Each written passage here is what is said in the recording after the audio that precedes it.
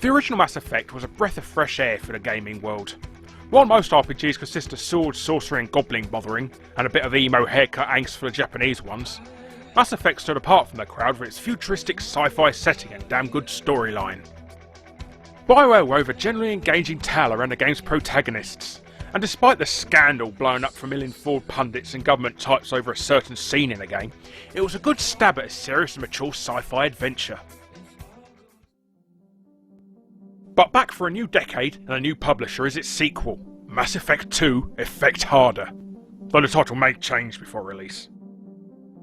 Mass Effect 2 once again places you in the recently deceased corpse of the first game's Commander Shepard, who died in combat. Don't worry, that's not a spoiler to the end of the last game, just an easy plot device so you could change the character's in-game appearance.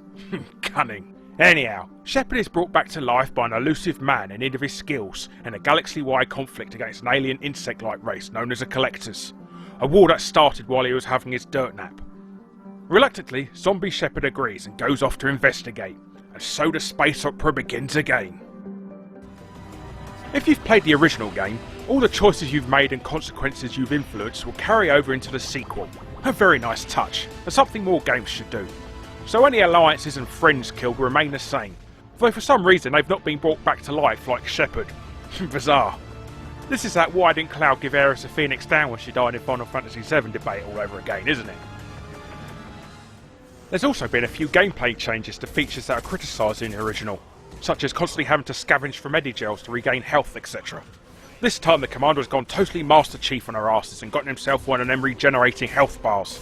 How very now! So he who learns to run away lives to fight another day. You've also got a whole new line of weapons, enemies and vehicles to boot. But then again, you'd expect that in a sequel, otherwise it'd just be the same game with a 2 slapped on the end of the title. You're also looking at a good 50 hours of gameplay here, so definitely not one of those you'll finish over a weekend jobs, unless you're a crazed shut-in with a serious caffeine problem. Actually, some gamers might manage it. Mass Effect is definitely one of 2010's gems for the 360 and PC, mixing action gaming fun, RPG depth and a well-handled storyline nicely. We recommend.